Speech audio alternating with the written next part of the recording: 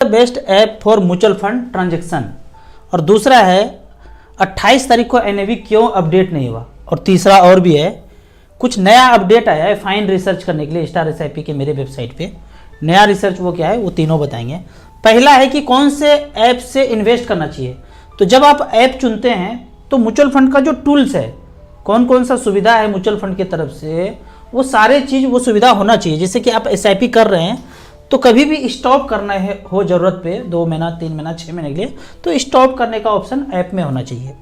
दूसरा, कभी भी रिडीम करें तो रिडीम करने का ऑप्शन होना चाहिए अमाउंट में या ऑल। तीसरा, टॉपअप करने का फैसिलिटी होना चाहिए सेम फोलियो में। ये नहीं कि जब जब परचेज करें तो नया नया फोलियो जनरेट हो जाए। और पैसा जब एक्यूमुलेट होके आ गया 10 साल 15 साल के बाद, वहीं से एचडब्ल्यूपी करना है, पेंशन लेना है, तो वो भी फीचर्स होना चाहिए। 90% ऐप में एचडब्ल्यूपी का ऑप्शन नहीं होता है। चौथा है कि एसटीपी और स्विच, एक स्कीम से दूसरे स्कीम में स्विच करना है तो एसटीपी बोलते हैं, सिस्टमेटिक ट्रांसफर प्लान। आपने 10 लाख रुपए एक्यूमुलेट कर लिया, अब चाहते हैं कि 2-2 हज़ार रुपया का स्मॉल कैप में एसटीपी कर दूं, डेट फंड में रखा है या लार्ज कैप में रखा है, वहाँ से एसटीपी कर दूं, सिस्टमेटिक ट्रांसफर प्लान। तो इसको एक तरह का स्विच ही है। तो ये ऑप्शन सारे होने चाहिए ऐप में, तभी उस ऐप में आपको आगे बढ़ना चाहिए। तो जो भी ऐप आप लेते हैं तो उसमें देखिए ये सब फीचर्स है, तो उस ऐप से आपको ट्रांजैक्शन करना चाहिए। दूसरा फैक्टर ये भी देखना चाहिए कि time to time regulatory update होगा। मोबाइल नंबर चेंज करना है, ईमेल आईडी चेंज करना है, या फिर डिक्लेरेशन कोई देना है, नॉमिनी अपडेट करना है, वो सारा कुछ ऐप में ही होना चाहिए। ये नहीं कि किसी भी काम के लिए आपको बार बार ऑफिस जाना पड़े, कागजी कार्रवाई करना पड़े, चक्कर काटना पड़े, वो नहीं होना चाहिए। सब कुछ ऐप में होना चाहिए। तो ये कुछ बड़े ऐप में जाएंगे, हालांकि बहुत बड़े ऐप में भी सारे फीचर्स नहीं हैं, तो आपको वो सर्च करना है कि टाइम टू टाइम कुछ भी अपडेट होता है तो यहाँ पे होता है या नहीं होता है। तो उसी तरह के ऐप में आपको इन्वेस्ट करना चाहिए। मैं एनजे और एसेट प्लस से इन्वेस्ट किया हूँ, तो सारे चीज़ मुझे ऐप में मिल जाते हैं, मुझे और कहीं जाना नहीं पड़ता है। अब ये दूसरा क्वेश्चन है कि एनएवी क्यों नहीं अपडेट हुआ 28 तारीख को। तो उस दिन ईद था, पूरे देश में छुट्टी नहीं था, जहाँ भी कहीं कहीं लोकल छुट्टी था। तो आपको ये देखना है कि एनएवी अपडेट होता कहाँ है। तो एमफी सारे एनएवी को अपडेट करता है। तो एमफी का ऑफिस जहाँ भी होगा, वो वहाँ पे अगर हॉलीडे है उस दिन, पूरे देश में कहीं भी हॉलीडे नहीं है, पर उस ऑफिस में जहाँ एनएवी अपडेट होता है वहाँ अगर हॉलीडे है, लोकल हॉलीडे है, तो उस दिन का एनएवी अपडेट नहीं हो सकता है। होगा कैसे? ऑफिस ही बंद है, तो अगले दिन होगा। तो आपको ये देखना है, कभी कभी सुनने को मिलेगा, आप चकित हो जाएंगे कि अरे एनएवी तो अपडेट नहीं हुआ, पता चला सब देश तो खुला हुआ है, वहाँ पे लोकल इलेक्शन हो रहा है जिसके कारण से क्लोज है।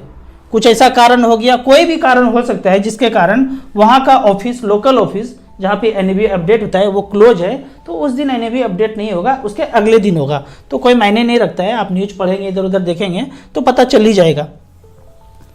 एक न्यू अपडेट हुआ है यहाँ पे StarSIP.in में, काफ़ी दिन से ये चल रहा था। वो न्यू अपडेट क्या है यहाँ पे आपको देखिए, 1 टाइम है, SIP है और HWP है। तो सबसे पहले 1 टाइम में जाते हैं। 1 टाइम में आपने सेलेक्ट किया all AMC small cap 10 years, 10 lakh रुपया इन्वेस्ट किया, इस तरह का पेज खुल गया। सबसे टॉप में अगर देखते हैं 29% का रिटर्न दिया है निपॉन इंडिया स्मॉल कैप ने। SBI स्मॉल कैप ने 10 लाख का बनाया है पिछले 10 साल में, 1 करोड़ 9 लाख।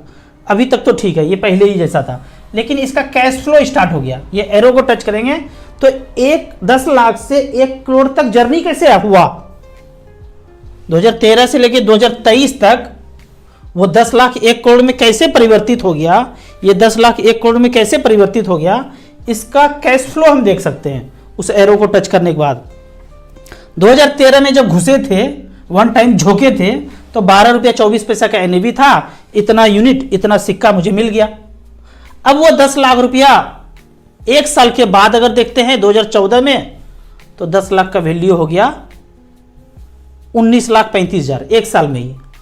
फिर दूसरे साल देखिए 25 लाख 15,000, तीसरे साल 30 लाख, फिर 39 लाख 41 लाख 42 लाख 47 लाख। ये बढ़ क्यों रहा है? क्योंकि इसका बाबा रे बाबा एनएवी बढ़ रहा है। ये एनएवी जो हमने 12 से खरीदा था, 30, 37, 48, 51, 57, 58, 52, 58, 99, 111, 134 तक जब गया तो मेरा पैसा बन के हुआ 1 करोड़ 10 लाख। अभी करंट वैल्यू है 1,09,76,000। 1,10,00,000 क्यों दिखा रहा है? क्योंकि ये 27/9 का है और 29/9, एक दिन के बाद 2 दिन के बाद ये थोड़ा सा कम हुआ है। 1,10,00,000 से गिर के 1,09,00,000 हुआ है। तो ये कैश फ्लो आप देख सकते हैं, कोई हलवा नहीं है, रातों रात सपना देखे और पैसा 10 लाख से 1 करोड़ हो गया। कैसे कैसे हुआ है वो सब कुछ यहाँ पे दिखाया जा रहा है। अब दूसरा, ये तो आपको वन टाइम में दिखाया। अब एसआईपी में जाते हैं। एसआईपी में ऑल एमसी सेलेक्ट किया, स्मॉल कैप सेलेक्ट किया, लास्ट 15 साल। अब जब सबमिट करते हैं तो डीएसपी, फ्रैंकलिन, कोटक, एचडीएफसी ये फंड आ गया। 5-5 हज़ार रुपये पर मंथ किया था। 2008 से लेके अब तक 44 लाख रुपया बना, 19% का रिटर्न दिया। अब इसके कैश फ्लो में इस एरो को टच करेंगे। टच करने के बाद यहाँ पे 2008 से लेके 2023 तक पिछले 15 साल में 9 लाख जमा हुआ, 44 लाख हुआ। ये 44 लाख हुआ कैसे? कोई जादू हुआ? कैसे हुआ? 19% का रिटर्न दिया। तो एसआईपी के कैश फ्लो में जाएंगे तो कैश फ्लो में देखेंगे कि 2008 में जब आपने शुरू किया था तो एनएवी का रेट कम था, मार्केट गिरा हुआ था, ₹5.82 पे। तो आपको इतना यूनिट मिल गया, 800, 850 मान लेते हैं, इतना यूनिट मिल गया। फिर अगले महीना ये था प्राइस तो 870 यूनिट मिला। फिर धीरे धीरे धीरे धीरे जब बढ़ा, यूनिट का रेट बढ़ा, 10 रुपया हुआ तो 800, 850 से कहां से गिर के 480 यूनिट मिला। क्यों? क्योंकि रेट ज्यादा हुआ तो यूनिट कम मिलेगा। तो इस तरह से करके पिछले 15 साल में एचडीएफसी स्मॉल कैप का जर्नी चलता गया, 5-5 हज़ार रुपया डालते गए। तो यहाँ पे इसका रेट किस तरह से बढ़ता जा रहा है यहाँ पे दिखाई दे रहा है कि हमने जो पैसा एसआईपी में किया 5,000, 9,000, 15,000, 19,000, 23,000, 30,000, 41,000, 1 लाख, 1,13,000, इस तरह से करके ये चलता गया पिछले 15 साल में। पिछले 15 साल का कैश फ्लो आप हर महीने वाइज आप देख सकते हैं। तो आज जाके 44,10,000 हुआ है। जमा कितना किया है? तो जमा उसके पीछे जा सकते हैं। यहाँ पे जमा करने का टोटल कितना हमने जमा किया है ये वैल्यू यहाँ पे नहीं लिखा है। इसके पीछे जाएंगे तो यहाँ पे जमा हुआ है टोटल हमारा पैसा 9 लाख रुपया और 44 लाख रुपया कैसे आया उसका कैश फ्लो आपको देखने को मिला। अब उसी तरह एचडब्ल्यूपी का देखेंगे। पहले देखा आपने वन टाइम का कैश फ्लो, फिर एसआईपी का और ये एचडब्ल्यूपी का। पहले ये कैश फ्लो डाटा नहीं था, एचडब्ल्यूपी में था, वन टाइम और एसआईपी परफॉर्मेंस में नहीं था। यही अपडेट है। यहाँ पे 10 लाख रुपया रखा बैलेंस कैटेगरी में और 6-6 हज़ार रुपये पर मंथ लेना शुरू किया। तो यहाँ पे हम देखते हैं एसबीआई का कैश फ्लो। 10 लाख रखा, 6-6 हज़ार रुपया लिया, पिछले 10 साल में 7,20,000 ले लिया और आज 26 लाख रुपया बचाव भी है। इसके कैश फ्लो में जाएंगे तो कैसे हर महीने पैसा ले रहे हैं और बाद में कैसे बैलेंस बचा है 26,84,000, ये सब कुछ आपको यहाँ पे देखने को मिलेगा। अब मैं यहाँ पे कुछ ऐसे लोगों के लिए बोलना चाहूँगा कि आपने म्यूचुअल फंड में अभी तक शुरुआत नहीं किया है पर इंश्योरेंस ट्रेडिशनल प्लान आप जरूर चला रहे हैं। आपसे पूछूंगा कि आप कुछ इन्वेस्टमेंट करते हैं तो आप बोलेंगे नहीं करते। सब बोलते हैं नहीं करते हैं, लेकिन फिर पूछा जाएगा कि वो इंश्योरेंस वगैरह कुछ भी नहीं है। अरे इंश्योरेंस तो है। ठीक उसी तरह बीमारी में पूछूंगा कोई मेडिसिन खाते हैं? नहीं, हम तो कुछ मेडिसिन खाते हैं। वो शुगर और बीपी का छोटा छोटा, अरे हाँ वो तो है ही। वो इंश्योरेंस को इन्वेस्टमेंट समझते ही नहीं, वो कुछ जीवन का अंग हो चुका है। वो मेडिसिन जीवन का अंग हो चुका है। तो 10,000 रुपया पर मंथ अगर कोई कर रहे हैं, 20 साल तक चलाएंगे तो यकीन मानिए 5%, 6% से ज़्यादा रिटर्न आपको मिलने वाला नहीं है।